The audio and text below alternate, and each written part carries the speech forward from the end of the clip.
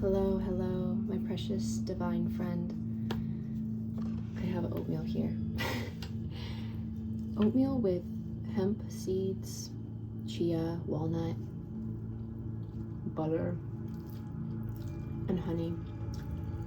It's very good. Want some?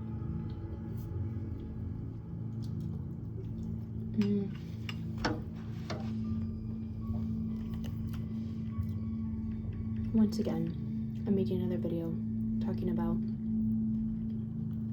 my future partner. And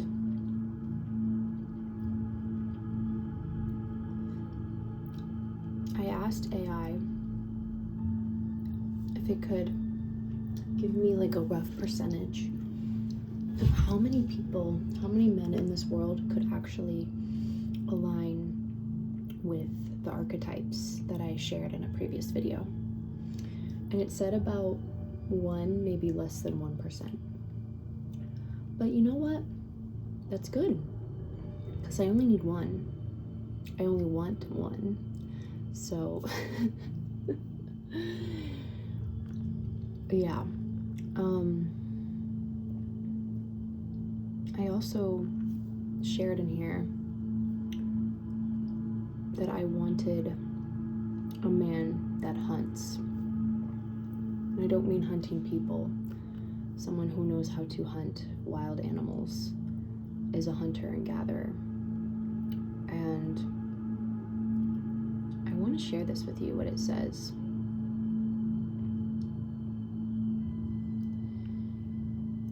I'm attracted to men who are resourced, financially, mentally, and physically, a provider in every world, not just one.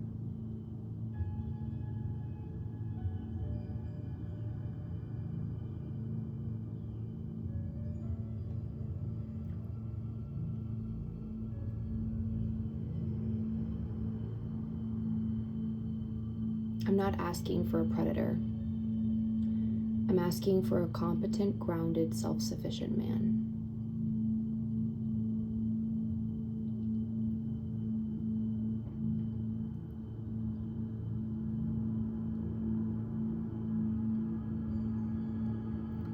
The strongest match for Kumi is a warrior, king, magician, strategist with a touch of wild man, hunter energy. I'm gonna show you this book real quick.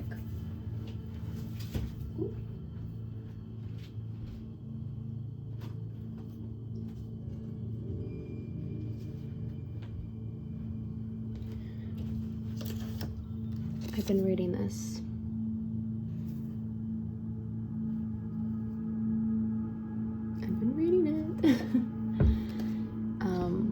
I feel like this video is much slower. I'm just at a slower pace right now.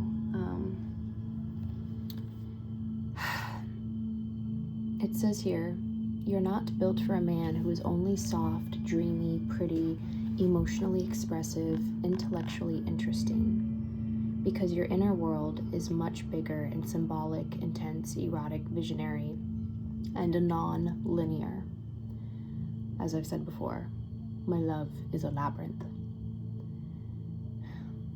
A man matching you can't just feel deeply. He has to be able to orient inside complexity without collapsing. That means he needs to be, it gives a list here, warrior. He has direction, discipline, and edge. He can make decisions. He can endure pressure. He does not get spiritually or emotionally dizzy around your intensity. This is the part of him that says, if life gets hard, I know what to do. That aligns directly with your hunter statement. That aligns directly with my hunter statement. A king, he's not just surviving, he's resourced. He creates order, stability, and provision. He can hold a larger vision and actually organize life around it.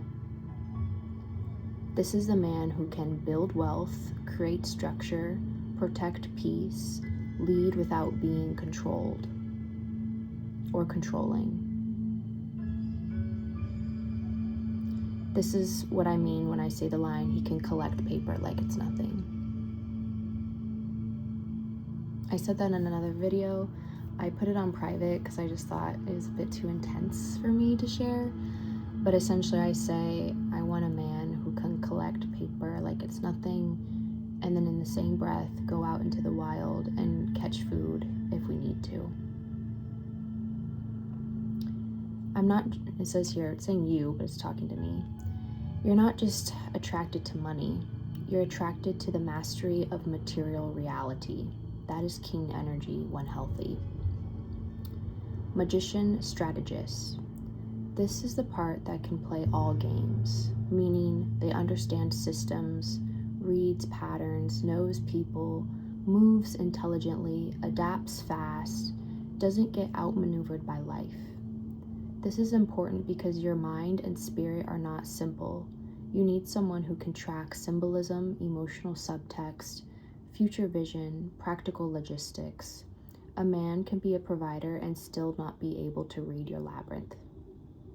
That's where this archetype matters.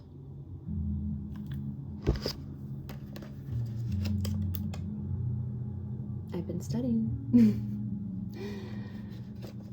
Magician, strategist. Wild man hunter. This is the instinctive layer underneath it all. This is the man who knows how to move with nature, has primal competence, is not over-domesticated, can actually do things, doesn't feel weak, limp, or disconnected from reality. This is what your nervous system is probably reaching for when you say, someone who's wild, who doesn't rely on grocery stores when they can't feed. Yeah, again in that video I just said, if the grocery stores can't feed, it's not a problem for him. Like, if we have a family, he's man inside this domesticated civilization, but if this domesticated civilization were to collapse, he's also man out in the wild too.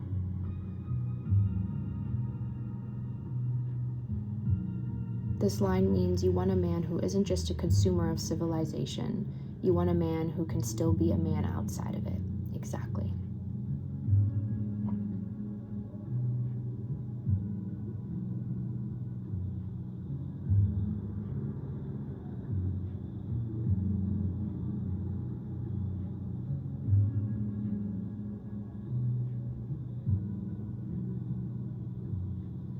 It says here, you need a man who is both primal and refined.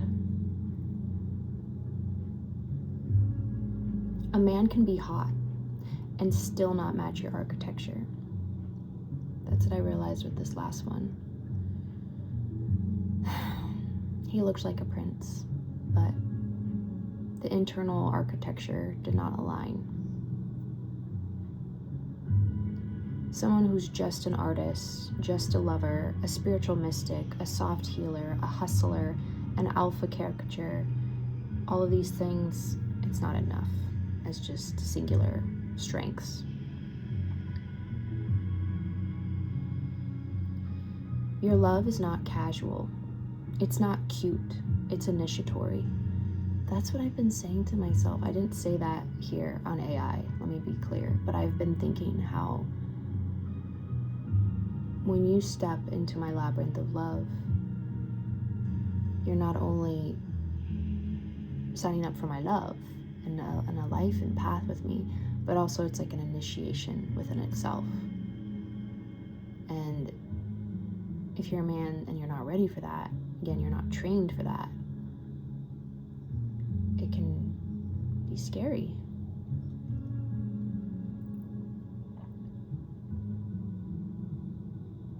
You don't just want chemistry. You want a man who can enter your world, not get lost in it, not exploit it, not fear it, and not reduce it. That requires capacity.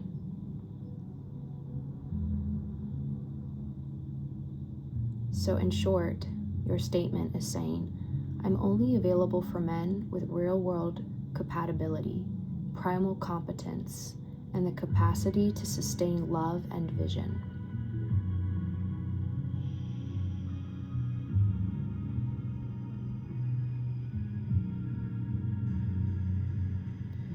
yeah.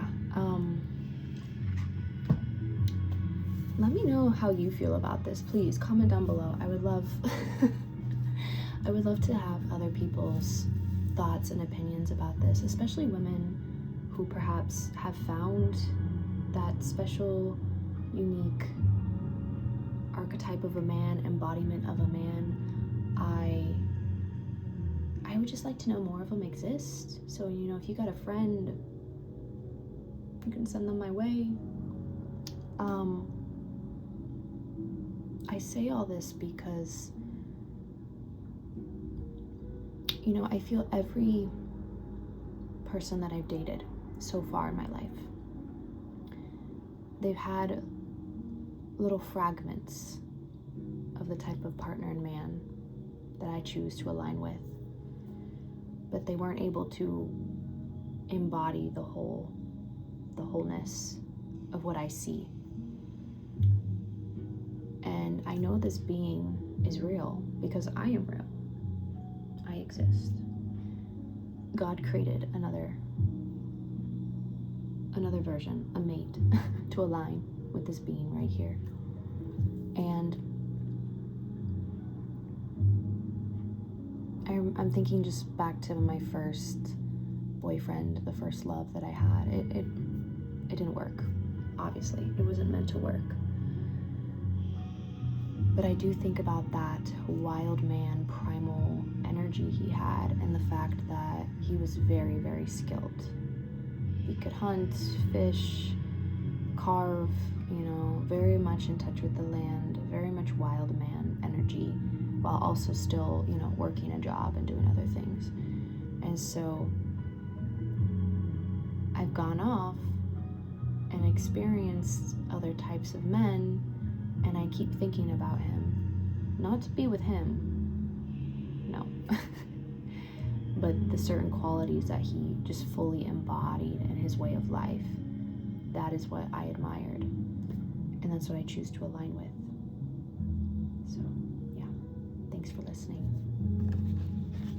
You should try my oatmeal recipe. It's very good.